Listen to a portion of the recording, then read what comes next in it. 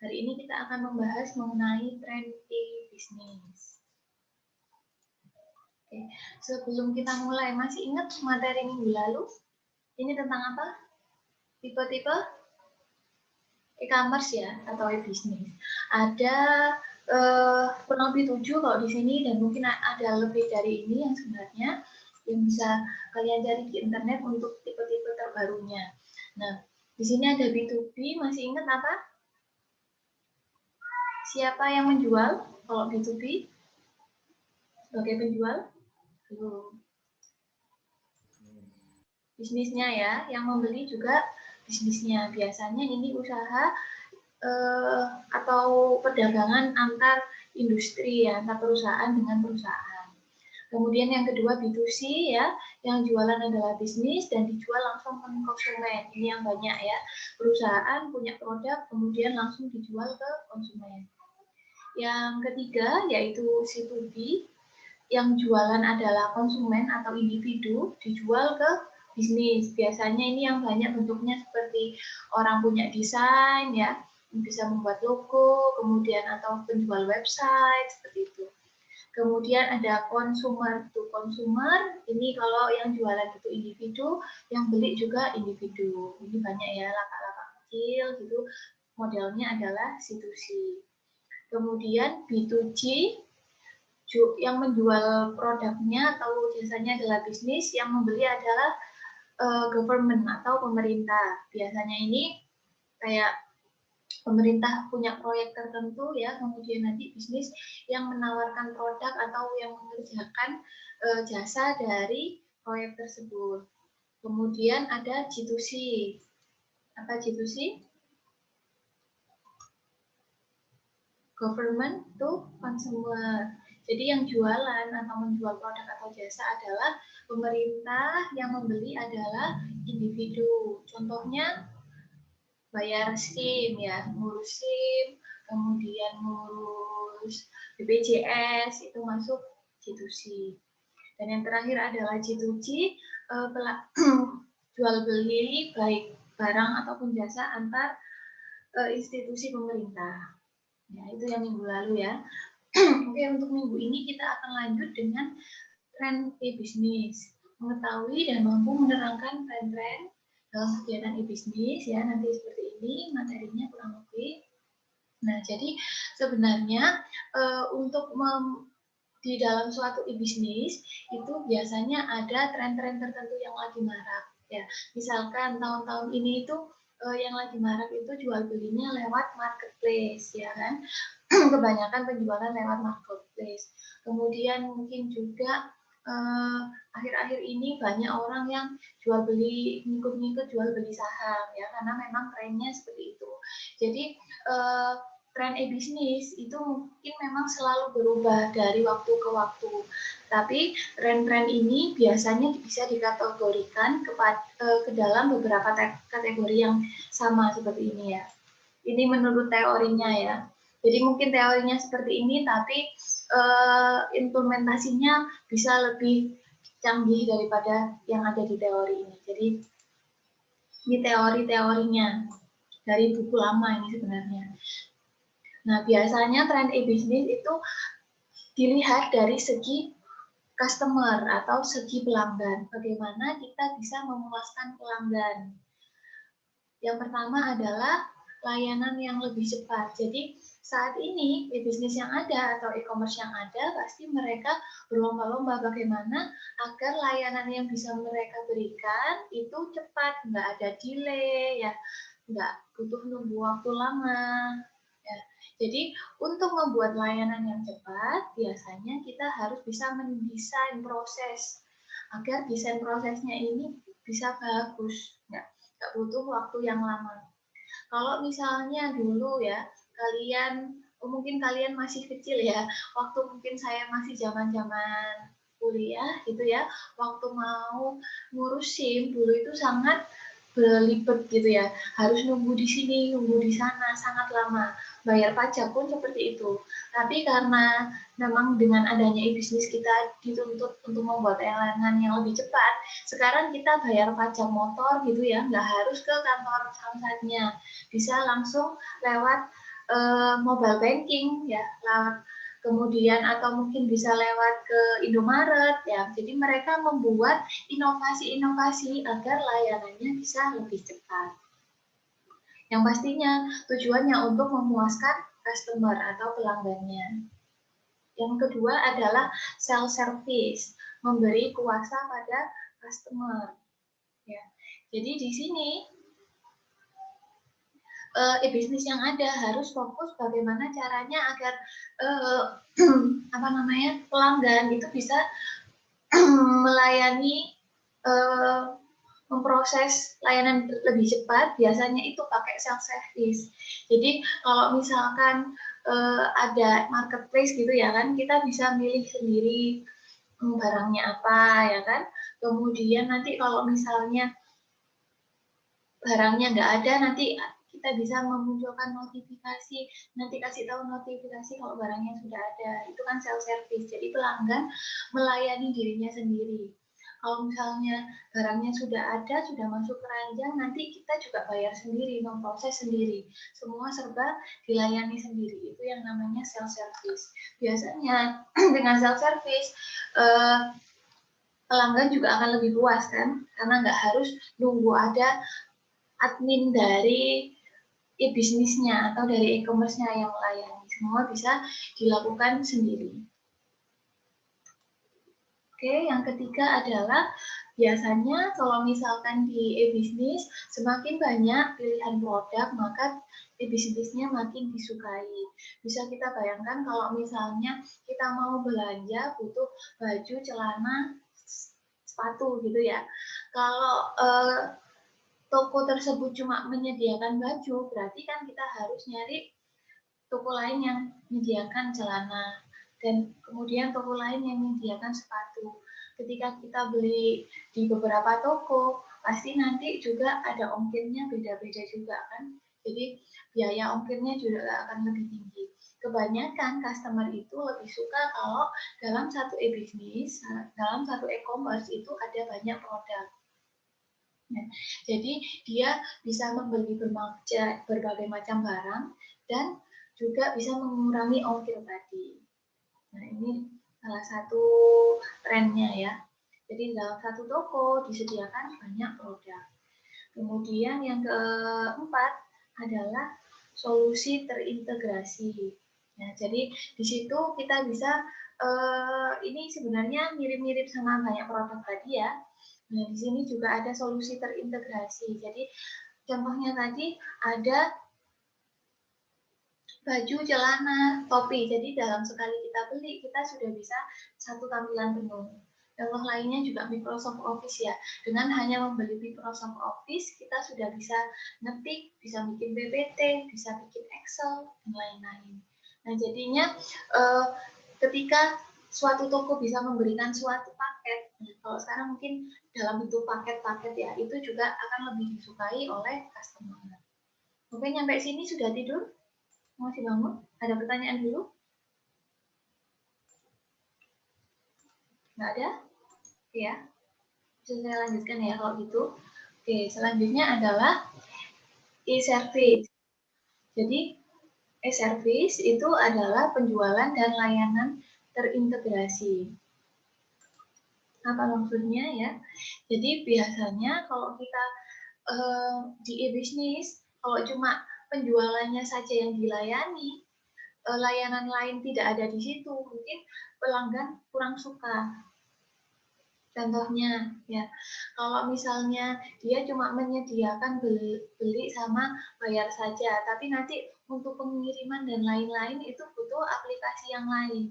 Nah, pasti kan pelanggan jadi males kan ya, karena servisnya itu cuma menyediakan beli sama bayar aja. Nah, pengirimannya gimana? Nggak ada di situ. Pelanggan harus menyediakan atau memilih pengiriman sendiri. Itu bukan layanan yang terintegrasi. Jadi kalau layanan terintegrasi, semua bisa disediakan oleh e-bisnis tersebut. Ya, jadi karena layanan yang tidak terintegrasi itu, Biasanya rata-rata perusahaan bisa kehilangan 50% konsumen per tahun. Caranya gimana agar konsumennya itu nggak pergi? Jadi kita harus bisa membuat layanan yang baik ya, yang menarik. Kemudian mungkin bisa ada promo-promo di situ. Jadi nggak cuma hanya jualan, juga ada marketingnya ya di layanan kita. Jadi kalau misalnya kalian lihat misalkan di Shopee gitu ya kan seringkali ada promo-promo yang bisa kita lihat juga di situ. Itu juga salah satu contoh layanan terintegrasi untuk mempertahankan customer. Oke, kemudian yang nomor 6 adalah pelayanan customer yang konsisten dan terpercaya. Bagaimana caranya agar konsumen selalu percaya kepada kita ya? Yang pertama ya pasti kita harus menyediakan produk yang bagus ya, nggak menipu. Kemudian layanannya baik dan biasanya juga konsumen butuh CS atau apa ini namanya customer service ya kepanjangannya. Jadi ketika konsumen ada pertanyaan, kemudian misalkan ada barang rusak bisa dikembalikan, ya kan? Itu pasti akan membuat konsumen lebih percaya. Biasanya kalau kalian, saya kembali lagi ya, yang kalian mungkin banyak coba itu Shopee, Tokopedia, waktu mau beli, biasanya kan pelanggan tanya dulu, nggak langsung beli. Ini barangnya ada atau enggak? Misalkan seperti itu, beneran ada atau enggak? Atau mungkin ukurannya ini cocok, bisa nggak untuk berat badan segini, misalkan. Nanti penjualnya bisa langsung menjawab. Jadi itu salah satu implementasi juga dari pelayanan customer ya yang konsisten dan terpercaya. Dengan adanya CS kita bisa berkomunikasi langsung dengan customer. Oke, kemudian pemenuhan layanan yang efisien dan fleksibel dengan adanya supply chain ya. Ini nanti ya kita akan pelajari lebih jauh. Intinya di sini ketika ada kita mau jualan ya, layanannya tadi bisa cepat, bisa fleksibel, nggak banyak yang harus kita lakukan, jadi bisa efisien seperti itu ya. Kemudian juga ini biasanya erat hubungannya dengan stok ya. Ketika stoknya kosong ya sudah langsung dikasih tahu stoknya kosong. Ketika stoknya ada bisa langsung update stok. Ketika kita beli jumlah banyak ya berarti stoknya langsung terupdate secara otomatis. Kemudian yang ke-8 adalah meningkatkan proses visibility. Nah, ini proses visibility itu apa ya? Bahasa Indonesianya itu apa? Visibility itu terlihat ya, proses yang bisa dilihat oleh customer. Contohnya waktu kita beli ya, kita tahu statusnya sekarang itu lagi dikemas. Nanti setelah itu kita tahu statusnya lagi dikirim. Atau kalau misalkan memang sudah sampai, kita bisa tahu statusnya sudah diterima. Ya, seperti itu. Itu dengan customer tahu prosesnya nyampe mana, biasanya customer lebih merasa senang, lebih lega, tahu kalau memang barangnya sudah diproses. Ya, seperti itu contohnya. Nah, jadi mungkin ada banyak contoh yang lain. Cuma di sini memang dituliskan hanya intinya saja. Ya. Sampai sini ada yang mau ditanyakan dulu untuk customer dan apa tadi service? Halo? Belum? Oke. Lanjut. Kemudian tren yang lain adalah organisasi. Kalau tadi kita lihat dari sisi customer ya, kebanyakan dari customernya baik berupa pelayanan customer ataupun juga servisnya tadi, ini lebih ke organisasi. Jadi biasanya ketika organisasi baik ya di perusahaan atau di mungkin di toko kecil-kecilan itu manajemennya baik, kemungkinan juga nanti bisa membuat bisnis yang baik. Nah, kalau di perusahaan besar biasanya mungkin kita butuh yang namanya outsourcing ya. Kalian pernah dengar kan ya pasti outsourcing itu adalah ngambil pegawai atau karyawan dari perusahaan lain untuk mengerjakan bagian yang ada di perusahaan. Contohnya ya, seperti misalkan kalian mau bikin jualan online, mau bikin e-commerce sendiri, tetapi dari kalian itu nggak mampu untuk membuat websitenya yang sangat bagus, atau mungkin kalian mampu bikin websitenya tapi untuk tampilannya, desain websitenya kalian kurang bisa. Nah itu kalian bisa ngambil atau menawarkan ya ke perusahaan lain yang memang ada di bidang itu untuk mengerjakan bagian desain tadi. Karena kalau memang kita memberikan ke ahlinya, biasanya hasilnya akan lebih baik. Tapi ini juga harus diperhitungkan ya, antara biaya yang kalian miliki apakah cukup atau tidak. Ya. Harus memperhatikan seperti itu juga. Jangan sampai nanti hasilnya bagus sekali, tapi kalian kerugiannya sangat banyak. Atau mungkin dari modal yang kalian punya, itu modalnya nggak cukup. Jadi harus memperhatikan biaya-biaya juga. Kemudian ada juga yang namanya kontrak manufacturing. Ya. Kalau kontrak manufacturing ini biasanya dengan perusahaan lain ya. Kalau outsourcing ini kita biasanya bisa ngambil satu per orang atau beberapa orang saja. Tapi kalau manufacturing ini ya satu perusahaan.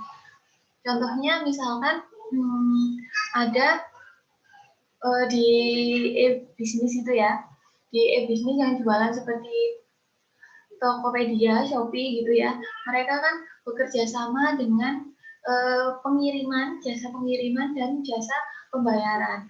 Nah berarti ya semua yang memproses pengiriman dan pembayarannya itu sudah diserahkan ke perusahaan yang sudah dijadikan partner tadi ya. Jadi benar-benar perusahaan itu nggak ikutan dalam ikut campur dalam pembayaran dan pengirimannya. Perusahaan cuma tahu kalau pembayarannya bisa selesai, pengirimannya selesai. Diselesaikan oleh perusahaan yang sudah bekerja sama tadi. Itu contohnya kontrak manufacturing. Jadi kalau manufacturing ya sudah diserahkan ke perusahaannya langsung. Kalau outsourcing biasanya ngambil beberapa orang, tapi masih kita awasi. Ya, manufacturing juga masih diawasi sih, cuma mungkin ada pengawasan juga dari perusahaannya secara langsung, perusahaan yang diajak kerjasama.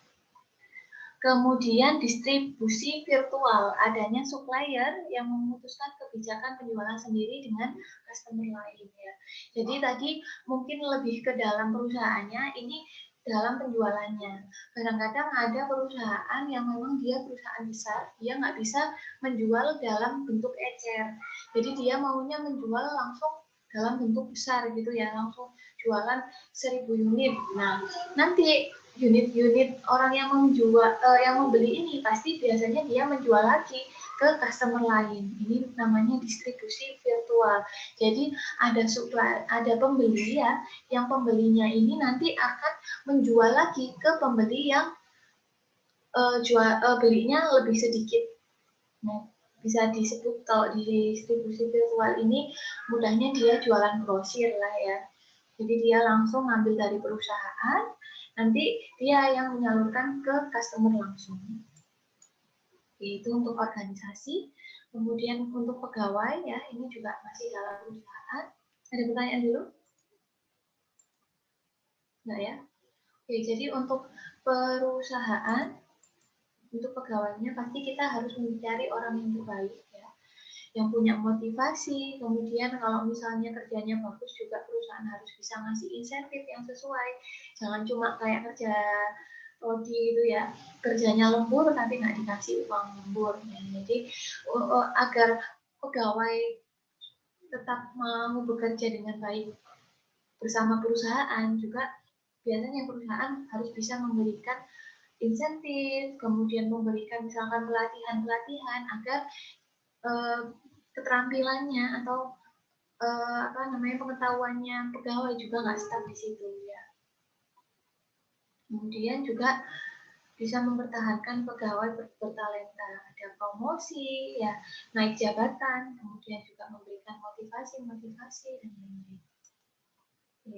Kemudian untuk teknologi ya, jadi kalau misalkan bicara e-bisnis pasti kan kita pakai teknologi IT ya. Jadi bagaimana caranya agar IT ini bisa membantu bisnis yang kita buat. Yang pertama ya kita harus membuat aplikasi yang terintegrasi. Biasanya kalau integrasinya sudah bagus antara satu layanan dengan yang lain itu sudah bagus, nanti jalannya juga akan lebih lancar. ini sedikit berbeda dengan e-service tadi ya. Kalau e-service mungkin lebih ke penjualan ya, yang berhubungan dengan penjualan. Kalau perusahaan terintegrasi bisa jadi juga kayak misalkan layanan dari pegawai, kemudian dari stok jual apa kita beli bahan baku dan lain-lain juga masuk ke aplikasi itu. Kemudian multi-channel integration. Jadi kalau misalnya kita biasanya di e-bisnis mungkin pakai aplikasi komputer ya, pakai web ya. Kemudian mungkin ada juga pakai mobile. Kemudian kita juga bisa pakai telepon, hubungan sama telepon dan lain-lain. Jadi nggak cuma satu jenis saja, tapi juga ada beberapa jenis yang bisa kita gunakan untuk mengakses aplikasi tersebut atau mengakses sistem tersebut. Kemudian mungkin kita juga membutuhkan middleware ya. Jadi aplikasi yang kita gunakan untuk menghubungkan antara suatu alat dengan sistem. Jadi dari teknologinya itu juga tadi teknologi perusahaan dan juga teknologi secara umum. Nah, kalau teknologi secara umum ini lebih ke teknologi apa sih yang sekarang lagi in. Nah, kita berarti mencoba menggunakan teknologi yang sedang in tersebut. Misalkan sekarang sudah mulai 5G ya, berarti nanti bagaimana caranya agar teknologi yang kita punyai ini nanti bisa ngikutin juga seperti itu. Jadi kalau teknologi secara umum tidak hanya yang kita terapkan di perusahaan, tapi bagaimana teknologi yang sedang in saat ini di luar ya. Seperti itu. Jadi tadi itu tren-tren e-bisnis berdasarkan kategori-kategori yang sudah ada.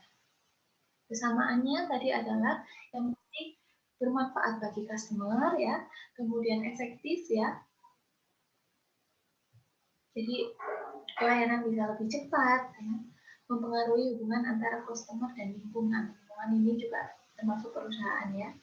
Efisien, mempengaruhi struktur internal aktivitas operasi. Jadi nggak hanya ke customer saja, tapi juga di dalam perusahaannya juga bisa lebih efektif nanti dan efisien proses-prosesnya.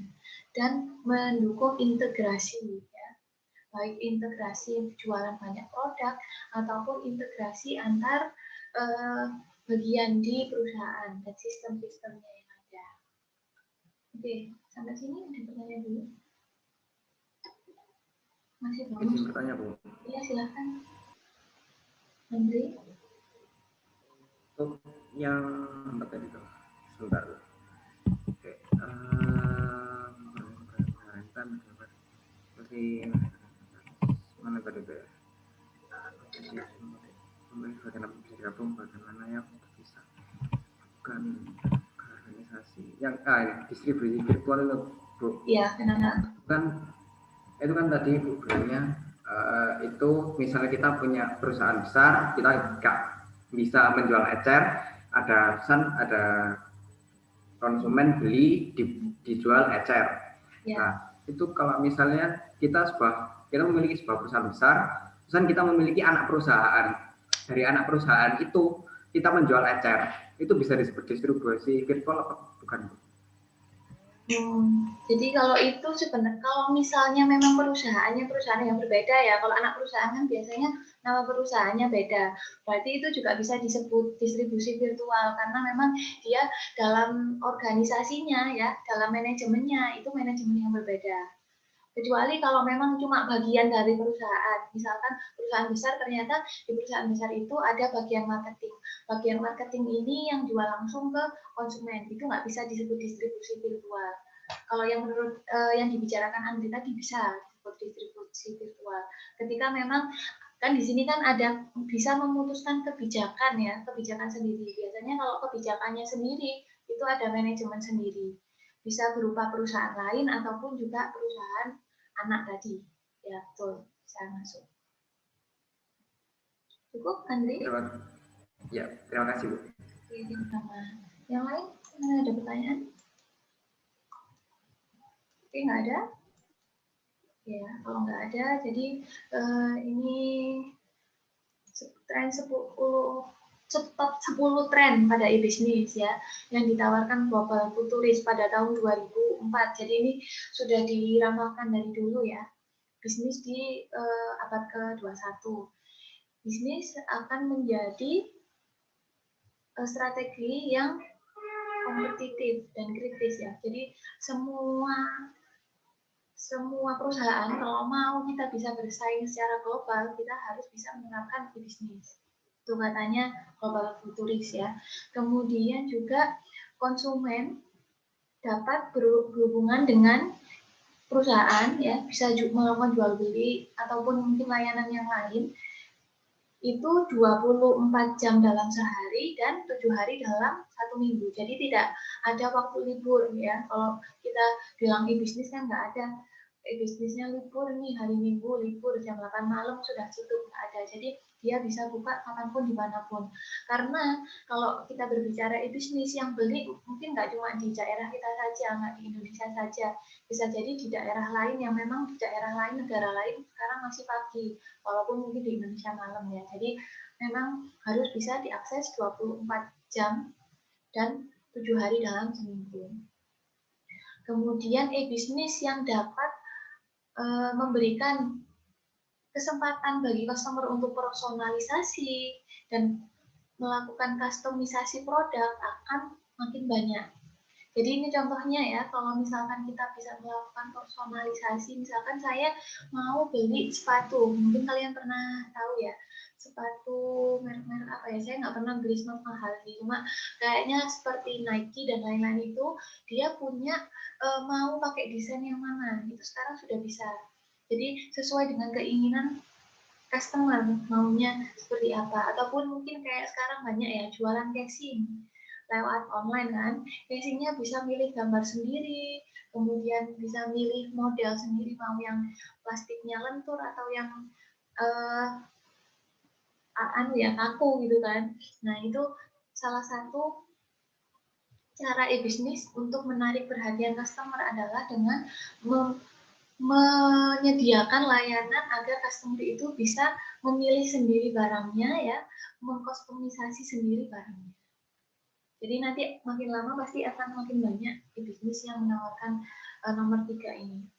Kemudian pasti kita akan menggunakan net ya atau jaringan ya untuk menemukan customer baru atau juga untuk mencari target customer yang lebih baik.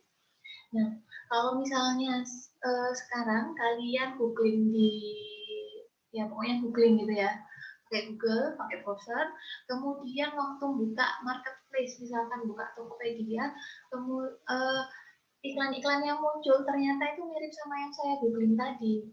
Nah, ini salah satu penerapan nomor 4 ini ya. Jadi semua yang kita lakukan di dalam jaringan internet itu bisa diambil oleh semacam Google seperti itu untuk melakukan promosi. Jadi untuk menampilkan barang-barang yang memang kita butuhkan, yang habis kita cari tadi.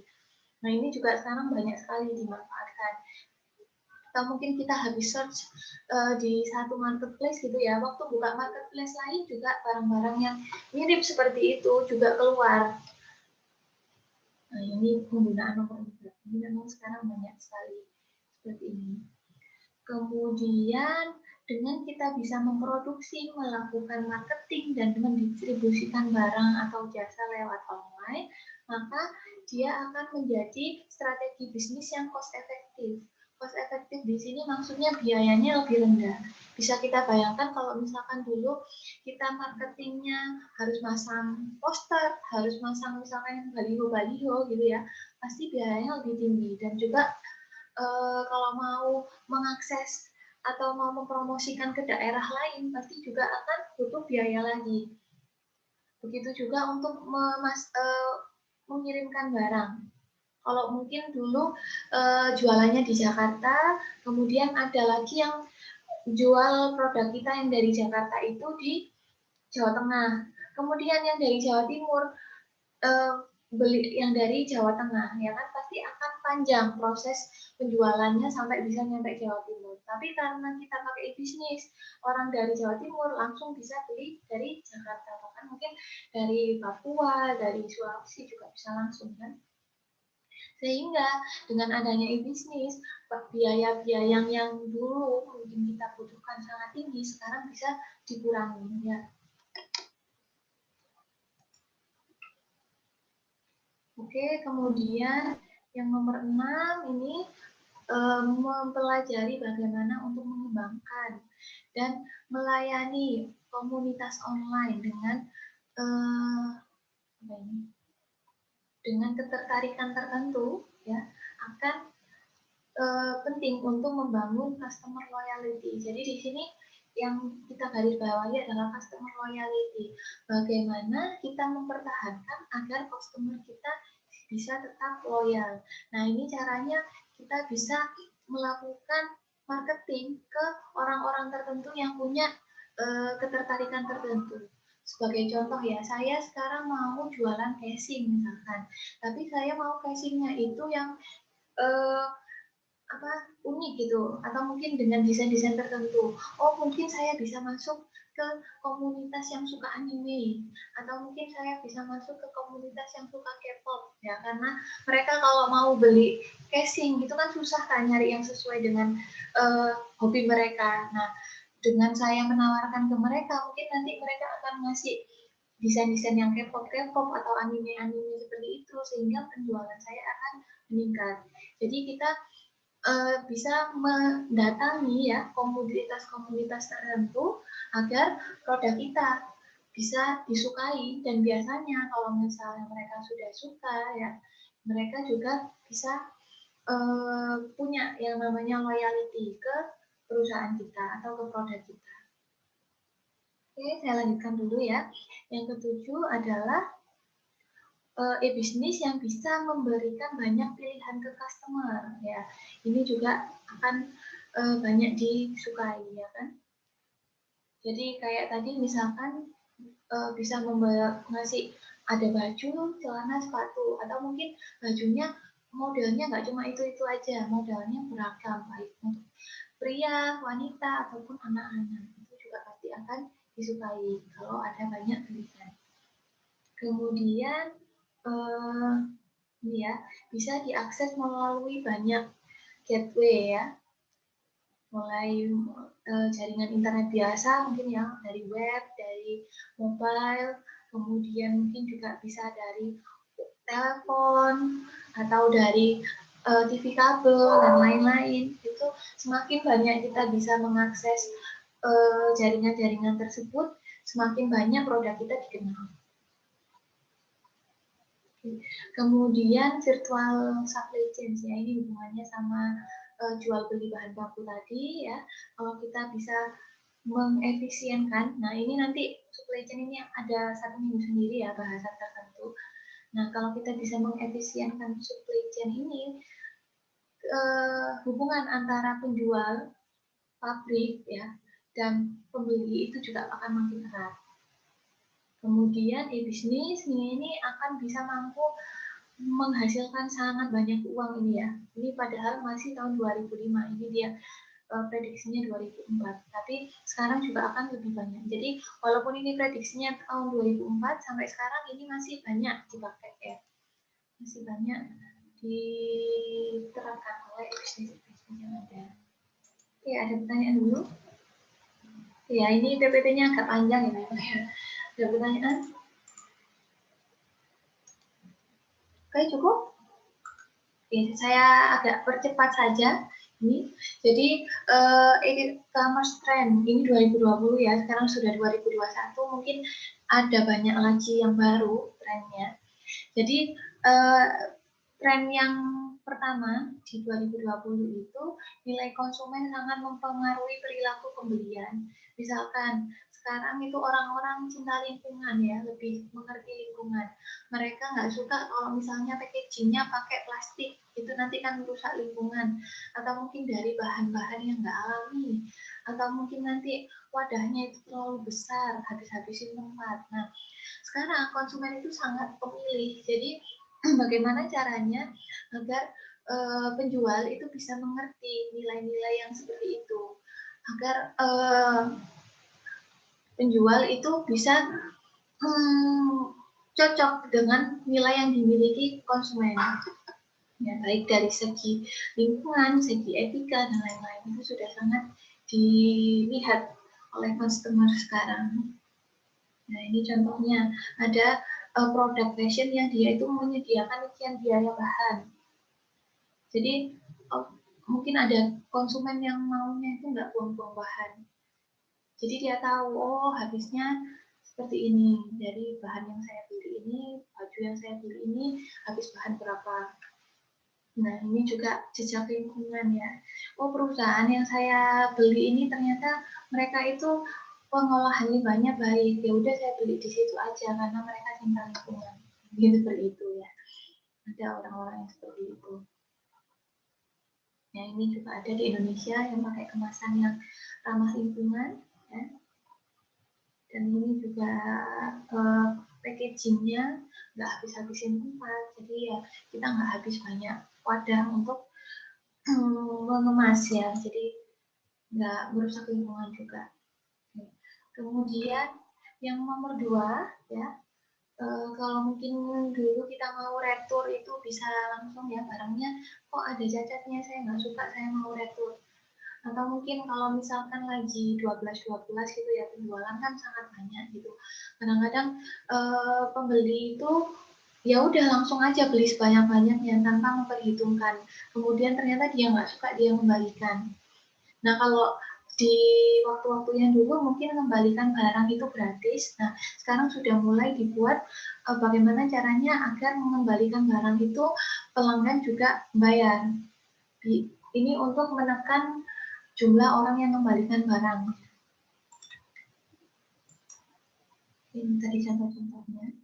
Kemudian nanti bisa kalian baca sendiri ya. Kemudian pajak juga, mungkin kalau dulu pajaknya nggak tahu kita pajaknya seberapa. Nah, nanti beberapa tahun ke depan ini pajaknya akan lebih kelihatan. Waktu kita beli online itu ada pajak pembeliannya berapa persen, itu nanti akan kita tahu juga. Di Indonesia juga sudah ada ya peraturannya ya, pajak e-commerce. Tidak hanya dari segi penjual, tapi mungkin nanti juga akan ada dari segi pembeli. Kemudian PWA, Progressive Web App. Ya, jadi kalau misalkan kalian buka suatu web, kok sama bentuknya sama persis ya dengan aplikasi mobile. Ya, itu namanya adalah PWA.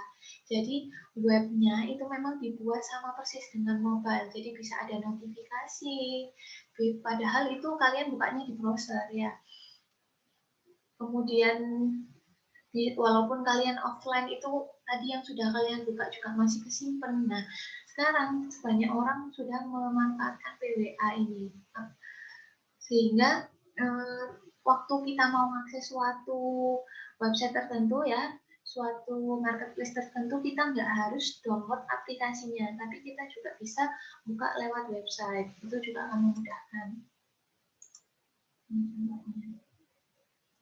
Kemudian sosial media menjadi transaksional. Kalau mungkin kalian pernah lihat di Facebook ya ataupun di Instagram, ada link yang seperti ini ya, kalau IG ya, ini ada langsung buy this product, misalkan diklik bisa langsung dan membuka ke web aslinya. Nah, itu salah satu pemanfaatan sosial media untuk e-commerce. Kemudian juga ada voice commerce ya, ada voice assistant. Jadi kalau misalkan kita tanya bisa nggak harus ngetik ya, kita bisa tanya langsung lewat telepon, voice commerce. Kemudian juga chatbot. Nah, ini chatbot yang sekarang memang banyak sekali ya dipakai. Jadi kita tanya seperti ini, misalkan bilang tip, kemudian which lip product are you looking for? Jadi ini yang jawab sebenarnya bukan orang ya, tetapi memang dia adalah sistem chatbot, robot yang bisa menjawab chat dari pengguna. Kemudian QR code. Nah, biasanya kita bisa nge-scan QR code-nya ya di web ataupun mungkin kalau kita di toko ada QR code, ketika kita nge-scan QR code, semua informasi mengenai produk tersebut bisa kita buka. Nah, ini yang memang sekarang sedang tren ya, semua didominasi oleh marketplace. Jadi 40% penjualan online itu sebenarnya dilakukan oleh marketplace. Nah ini yang di luar ya, mungkin kalau di Indonesia jadinya Tokopedia, Bukalapak, Shopee gitu ya, Lazada. Oke. Nah ini juga ada namanya in-car e-commerce. Jadi memanfaatkan GPS untuk menjual barangnya. Misalkan kalian menyalakan GPS gitu ya, saya juga pernah nyalakan GPS gitu, habis pakai Maps, kemudian saya dapat SMS, waktu itu saya sedang di Matos gitu ya, dapat SMS, hari ini di Matos ada promo seperti ini, seperti ini. Nah, dia berarti memanfaatkan GPS saya, memanfaatkan data saya, berdasarkan GPS yang ada untuk mempromosikan produknya. Ini juga sudah mulai banyak sekarang. Kemudian untuk visualisasi produk, bisa diputar kiri, kanan, atas, bawah ya, nggak cuma gambar dari depan saja sekarang. Kita juga sudah mulai ada virtual reality, jadi benar-benar bisa melihat barangnya seperti apa. Ini contohnya di make up ya, bisa kayak nyoba bedak, bisa nyoba lipstick, bisa langsung di muka kita, nah, gitu. Jadi sudah mulai ada virtual reality. Oke, seperti itu. Ada yang mau ditanyakan? Materinya sudah habis ini.